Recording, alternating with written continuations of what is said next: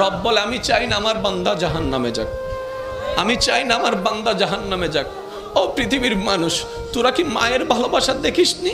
বাবা যখন মারতে মারতে তোকে বিছানায় শোয়াই ফেলেছে, ভাত বন্ধ করে দিয়েছে তোর অন্যায়ের কারণে, তোর মাটা তোর জন্য 2 বেলা ভাত খাই নাই, 3 বেলা ভাত খাই নাই, 4 বেলা ভাত খাই নাই।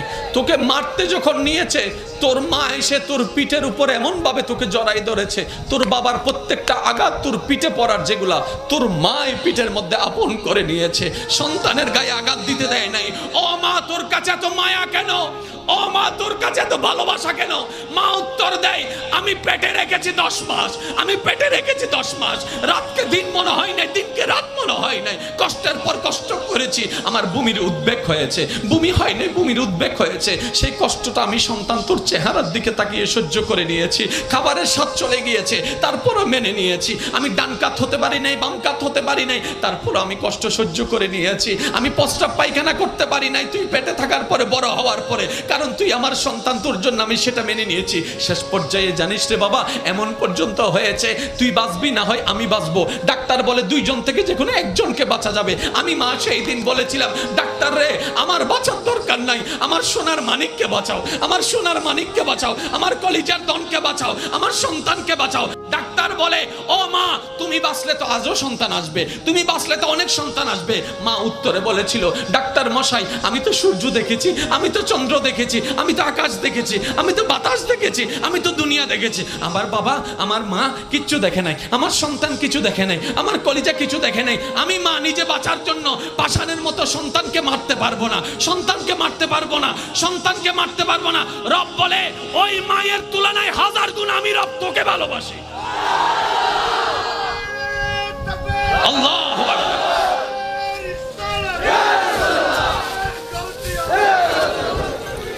আল্লাহ ও গো আল্লাহ, ক্ষমা করে দাও, মাফ করে দাও। আল্লাহ ও গো আল্লাহ, ক্ষমা করে দাও। একটু অন্তরের ভালোবাসা নিয়ে ডাকটা দেন না, আল্লাহ ও গো আল্লাহ, ক্ষমা করে দাও। জীবন মোদের এই যতদিন থাকিবে, সুপথে চালাও, মাফ করে দাও। আল্লাহ ও গো আল্লাহ, ক্ষমা করে দাও। সবাই একবার বলেন আমিন। শেষ করেন ভাই, আমরা এমন রবের বান্দা যার দরবারে কিচ্ছুর কমতি নেই, কিচ্ছুর কমতি নাই, যা চাই আমরা সব আছে। পাই না কেন জানেন? চাইতেও জানি না। অনেকে বলে রবের কাছে চাইছি, রব দেয় না, তাহাজ্জুদ পড়ে চেয়েছি, দেয় না। আমি শ্রদ্ধার সাথে বলি, না পাওয়া নিয়ে আক্ষেপ দেখানোর আগে এটা নিয়ে অন্তত একটু শুকরিয়া আদায় করো না ভাইয়া, এটা নিয়ে একটু শুকরিয়া আদায় করো না বোন। এত অপরাধ করছি রবের জমিনে দাঁড়িয়ে, তারপরে যে রব আযাব দিয়ে ধ্বংস করে দেয় নাই আগে, সেটার তো একটু শুকরিয়া করো। আমরা যেরকম চাওয়াটাকে পাওয়ার রূপ দিতে চাই, চাবো তো পেয়ে যাব, ঠিক তেমনি ভাবে যদি গুনার কারণে সাজা দিত রব, একজন মানুষ এখানে টিকতে পারতাম না। এই আমাদের যত গুনাহ আছে এগুলো যদি দুর্গন্ধ হতো, আজকে কারো পাশে কেউ বুঝতে পারতাম না। যদি এই গুনাহগুলার কারণে চেহারা বিকৃতি হয়ে যেত, অঙ্গ বিকৃতি হয়ে যেত, কেউ কারো সামনে চেহারা দেখাতে পারতো না। রব তো সেই রহমান, যিনি সত্তার হয়ে সমাজে আমাদের মান সম্মান রক্ষা করার জন্য সমস্ত গুনাহগুলাকে চাদরের ভিতরে আড়াল করে আমাদেরকে সম্মানে রেখে দিয়েছেন। কখনো আফসোস দেখাবেন না রবের প্রতি, কখনো না। শুধু বলবেন, মাওলা তুমি যতটুকু দিয়েছো আমাকে আলহামদুলিল্লাহ বলার একটু সুযোগ দিও। মওলা তোমার কাছে আমি না চাইতে অনেক পেয়েছি, আমি চোখটা চাই নাই, তুমি দিয়েছ। মওলা তুমি দিল আলহামদুলিল্লাহ, না দিল আমি তোমার কাছে শুধু এতটুকু চাই, আমি যেন সর্বদা তোমার শুকরিয়া আদায়কারী বান্দা হয়ে থাকতে পারি। মওলা সে তৌফিক দান। সবার মনে যে অশান্তি বিরাজ করছে, আপনি জানেন এই অশান্তির ওষুধ শুধু একটাই, দিলটাকে সজ্ঞানে স্বেচ্ছায় রবের দরবারে স্যারেন্ডার করাই দেন, ঝুঁকাই দেন। এই ছাড়া শান্তি পাওয়ার দ্বিতীয় কোনো রাস্তা নাই, রাস্তা নাই, রাস্তা নাই। হুয়াল্লাযী আনজালাস সাকিনাতা ফী কুলুবিল মুমিনিন। তো জানাটার পাশে বুঝাটাকে অ্যাড করেন। আপনার চাইতে সফল আর কেউ হতে পারবে না, কেউ হতে পারবে না। আরে রহমানের বান্দারা যদি সফল না হয়, হবে তো হবে কারা? রহমাতুল্লিল আলামিন নবীর উম্মতরাই যদি সফল না হয়, হবে তো হবে কারা? কোরআন পানেওয়ালা, হাদিস পানেওয়ালা যদি সফল না হয়, হবে তো হবে কারা? ইন্নাদ্দীন ইনদাল্লাহিল ইসলাম পানেওয়ালা যদি সফল না হয় আমরা, হবে তো হবে কারা? যদি হওয়ারই কারো অধিকার রাখে, একমাত্র আমরাই পারবো হতে। পারছি না কেন?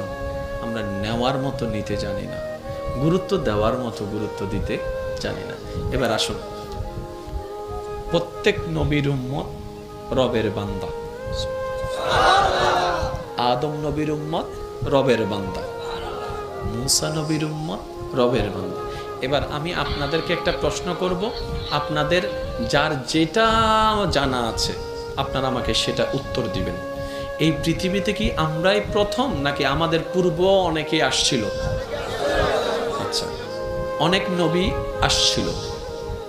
নবী যেহেতু এসেছে, ওই যুগের বান্দারা নবীর উম্মত হয়েছিল। আমরা যেমন রাহমাতুল্লিল আলামিন নবীর উম্মত, এটাই আমাদের পরিচয়। এই ধরাতে, এই সূর্যের নিচে একটা সময় এক গ্রুপ ছিল যাদেরকে বলা হতো মূসা নবীর উম্মত, কাউকে বলা হয়েছিল ঈসা নবীর উম্মত। যেভাবে আমরা থাকছি ওনারাও হয়তো সেভাবে থেকেছে।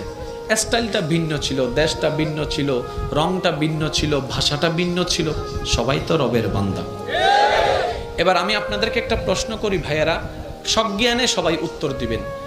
আগের যুগে যতজন বান্দা নবীর উম্মতরা ছিল, তাদের জন্য আমাদের মতো ঠিক কিছু বিধান, আদেশ, নিষেধ ছিল কি ছিল না? আওয়াজ আমি পাইনি। আদেশও ছিল, নিষেধও ছিল। আগের যুগের বান্দারা, নবীর উম্মতেরা আদেশ অমান্য করলে গুনাহ হতো, যেভাবে আমাদেরটাও হয়, গুনাহ হতো। আল্লাহ পাক রব্বুল আলামিন সবাইকে ওয়ার্নিং দিয়েছেন। কয়বার? একবার, দুইবার, তিনবার ওয়ার্নিং দেওয়ার পরেও যদি তারা নিজেদের ভুলগুলাকে তওবার মাধ্যমে না শুধরাই নিয়েছে, আল্লাহ পাক তাদেরকে আসমানি আযাব দিয়ে, জোরে বলেন, ধ্বংস মানি শেষ নাই, বিলীন বিলীন, ডেস্ট্রয়। কিসের কারণে? গুনার কারণে। কিসের কারণে? জোরে বলেন, কিসের কারণে? আল্লাহর হুকুম অমান্য করলে গুনাহ হয়, তাহলে গুনার কারণে তারা ধ্বংস। এবার আমি একটা প্রশ্ন করতে চাই আপনাদের সবার বিবেকের কাছে, আপনারা উত্তর দিবেন। আগের যুগের বান্দারা বেশি গুনাহগার ছিল নাকি আমরা বেশি? আরেকটু জোরে। তো আমরা শেষ হলাম না যে? আরেকটু জোরে। হয় না, হয় না, আরেকটু জোরে। আগের যুগের বান্দারা, নবীর উম্মতরা যখন আল্লাহর আদেশ অমান্য করে নিজের মন মতো জীবন যাপন করতে শুরু করলো, আল্লাহ তাআলা তাদেরকে একবার ওয়ার্নিং দিয়েছে, ফেরত আসো, ফেরত আসো, ফেরত আসো, ফিরে আসো। দ্বিতীয়বার ওয়ার্নিং, ফিরে আসো। তৃতীয়বার ওয়ার্নিং, ফিরে আসো।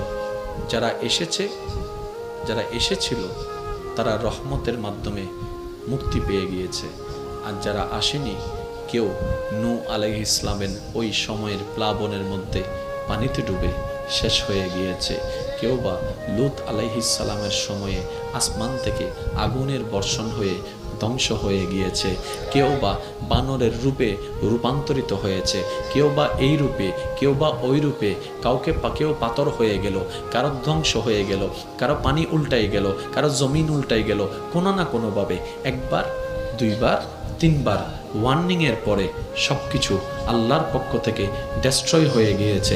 যেটা ডেস্ট্রয় হয়েছে, ধ্বংস হয়েছে, সে জাতির কোনো নাম নিশানা নাই, সেই এলাকার কোনো নাম নিশানা অস্তিত্ব তেমন আগের মতো নেই।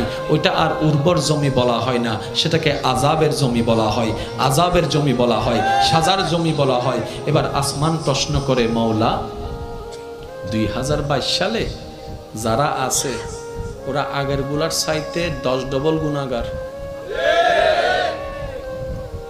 আমি আমার কথা বলছি, আপনি আপনারটা বলুন। কিরে?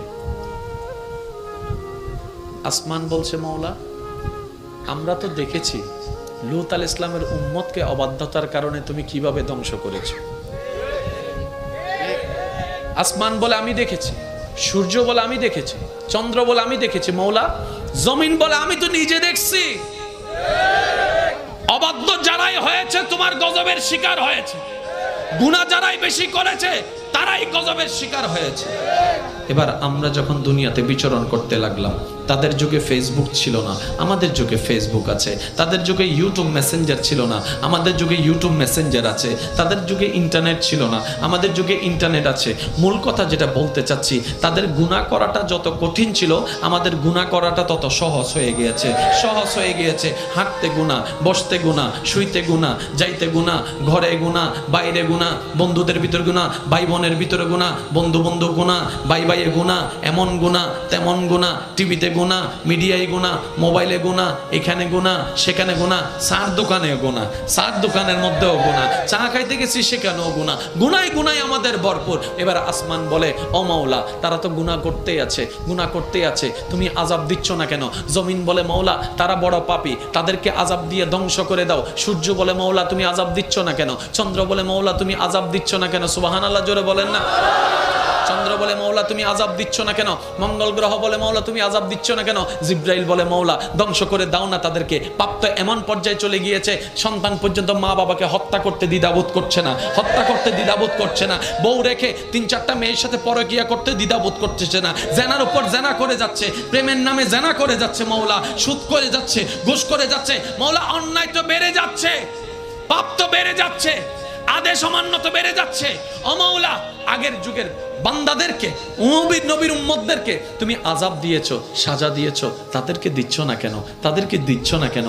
আসমানের প্রশ্ন, জমিনের প্রশ্ন, সূর্যের প্রশ্ন, চন্দ্রের প্রশ্ন, জিব্রাইলের প্রশ্ন, ইসরাফিলের প্রশ্ন, মিকাইলের প্রশ্ন, আজরাইলের প্রশ্ন, জমিনের প্রশ্ন, সাগরের প্রশ্ন, পানির প্রশ্ন, হাওয়ার প্রশ্ন, মেঘের প্রশ্ন। এবার রব্বে করিম বলে, শুনো শুনো তোমাদের কথা সত্য, আগের যুগের যারা আছে তাদেরকে আমি আযাব দিয়ে ধ্বংস করে দিয়েছি অমান্যতার কারণে, বেয়াদবির কারণে, গুনাহের কারণে, বেয়াদবির কারণে, গুনাহের কারণে, পাপের কারণে। কিন্তু এই জগৎ থেকে, এই জাতিকে আমি রব ধ্বংস করব না, কারণ মুস্তাফা নবীকে আমি ওয়াদা দিয়েছি, কথা দিয়েছি, কথা দিয়েছি, কথা দিয়েছি। কোরআন ডাক দিয়ে বলে, কোরআন ডাক দিয়ে বলে, কোরআন ডাক দিয়ে বলে, ওয়ামা কানাল্লাহু লিউআযিবাহুম ওয়া আনতা ফীহিম। ও রাসূল, যে জমিনে আপনি শুয়ে আছেন, যে জমিনে আপনি আছেন, আমি কেমনে আযাব দিতাম? তার মানে গুনাহ করার পরও আমি আযাব দিচ্ছি না, ধ্বংস করছি না, শুধু আপনি নবী মুস্তাফার কারণে। আল্লাহু আকবার।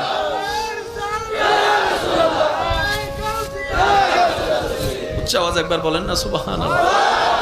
তাহলে আপনি আমি এত অন্যায় করার কারণও আল্লাহর গজব থেকে যে বেঁচে আছি, সেটাও নবী রাহমাতুল লিল আলামিনের কারণে। এছাড়া দ্বিতীয় কোনো কারণ দেখি আপনার যোগ্যতায় থাকলে আপনি দেখান, আমি আমার যোগ্যতায় থাকলে দেখাই। হাইলে গড়া সিডিং একা হতা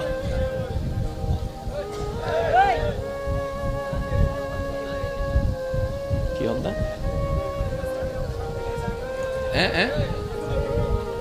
নদেহের দে তোলে কি আগে আইতি যে কি হবে না, হবে না, এগুলো হবে না, যে যেমন আছে